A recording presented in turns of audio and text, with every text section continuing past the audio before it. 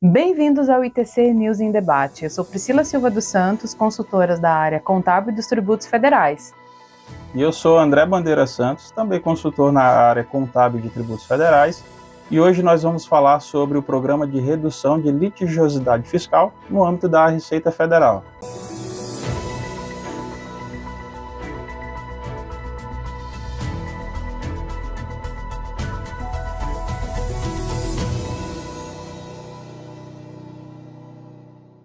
O programa de redução de litigiosidade fiscal, que foi instituído pela portaria conjunta entre a Receita Federal e a PGFN, de número 1 de 2023, também conhecido ali como o Programa Litígio Zero, ele foi um programa instituído pelo Ministério da Fazenda que tem o objetivo de recuperar créditos tributários por meio da autorregularização do próprio contribuinte. Né? Exato. E aí, André, qual é o foco, né? É justamente recuperar, né, fazer com que o contribuinte pague débitos que estão em litígio, ou seja, que estão em discussão no âmbito da Delegacia de Julgamento da Receita Federal, que é a DRJ, ou no Conselho, né, de Recursos Administrativos, no CARF.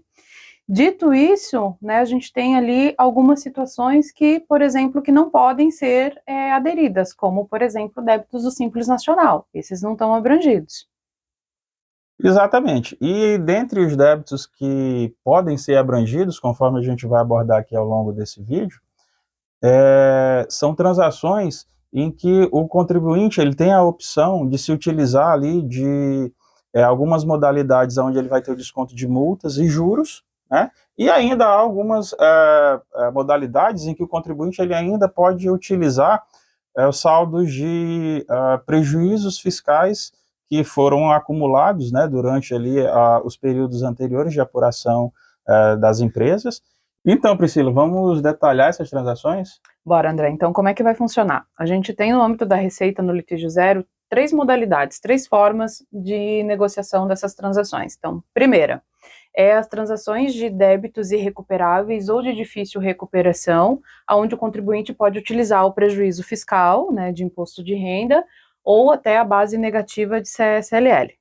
Segunda possibilidade de negociação para aqueles débitos que têm o grau de recuperabilidade alto e médio de recuperabilidade, com utilização de prejuízo fiscal.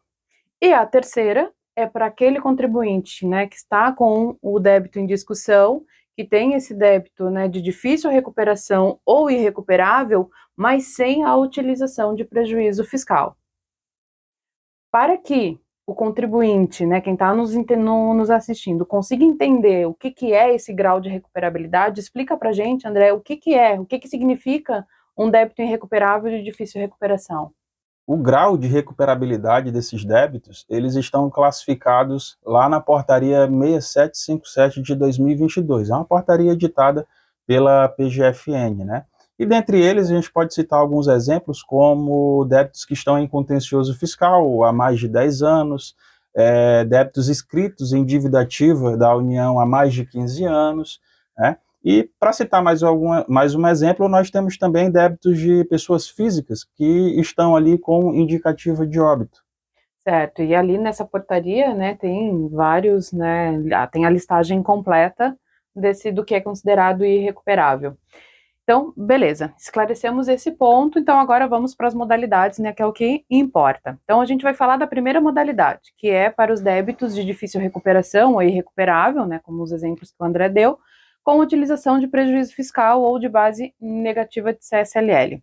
Nessa modalidade vai funcionar assim, o contribuinte, ele vai dar uma entrada de 30%, no mínimo 30%, do débito, né, consolidado. Essa entrada pode ser parcelada em até 9 parcelas. Certo? Então, entrada 30%, 9 parcelas. O saldo remanescente, ele vai poder abater com prejuízo fiscal ou base negativa de CSLLs apurados até 31/12 de 2021. Outro ponto é que eu tenho redução. Eu tenho redução de até 100% de multa e juros, só que eu tenho um teto para essa redução. Essa redução está limitada até 65% do valor total do débito. E a segunda modalidade, André? A segunda modalidade, Priscila, é para débitos que forem classificados ali como de alta ou média recuperabilidade, né?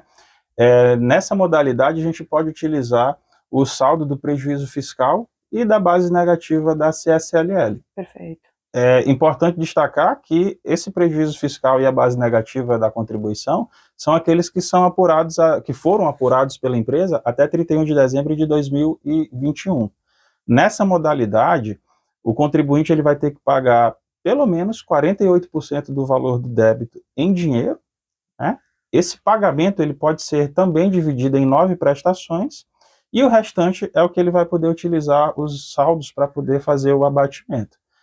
É importante também destacar, Priscila, que nessa modalidade não há o desconto de multas e juros sobre esses débitos. Bom, André, e a terceira modalidade vai funcionar da seguinte forma. A terceira modalidade é aquela para débitos irrecuperáveis ou de difícil recuperação, mas sem a utilização de prejuízo fiscal ou de base negativa de CSLL. Então, nessa modalidade, o contribuinte ele vai ter uma entrada de no mínimo 4% do valor do débito consolidado. Essa entrada, ele vai poder dividir, né, parcelar essa entrada em até quatro parcelas. Então, 4% dividido em 4 parcelas. O saldo remanescente, ele vai poder negociar ou em 2 parcelas ou em 8. Como que vai funcionar daí as reduções? Então, se eu fizer em até 2 parcelas esse saldo remanescente, eu vou ter a redução de multa e juros ali de até 65% do valor do débito.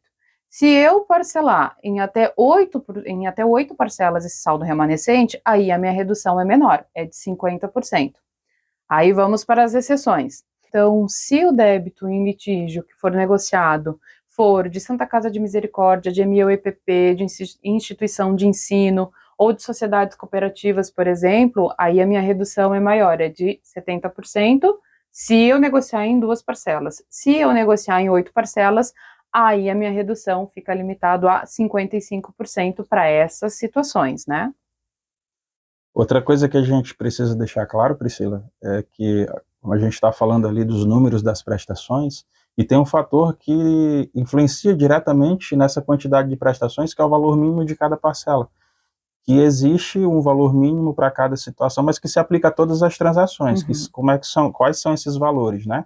No caso de transações efetuadas por pessoas naturais, as pessoas físicas, o valor mínimo da prestação é R$100.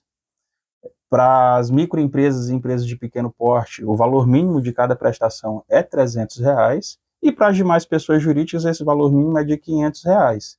E então, o valor a quantidade de prestações, ela vai se adequar de acordo com esse valor mínimo, levando em consideração o valor total ali do débito a ser transacionado.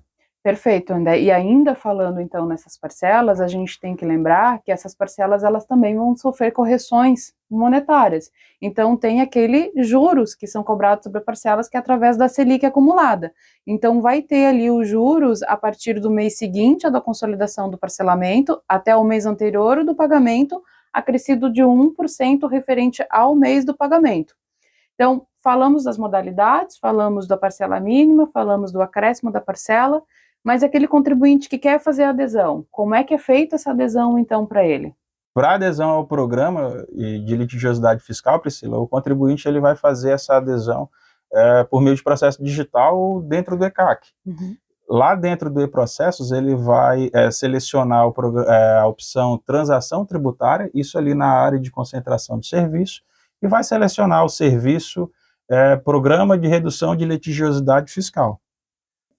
Após, ele vai anexar o formulário de adesão disponibilizado ali no site da Receita Federal, já devidamente preenchido, junto com o comprovante de pagamento da primeira parcela, que vai ter que ser feito o recolhimento por meio do DARF de código 6012.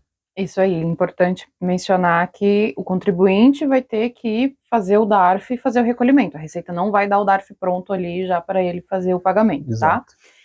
E, por fim, a gente menciona que o prazo para adesão desse programa, ele vai até às 19 horas do dia 31 de maio de 2023.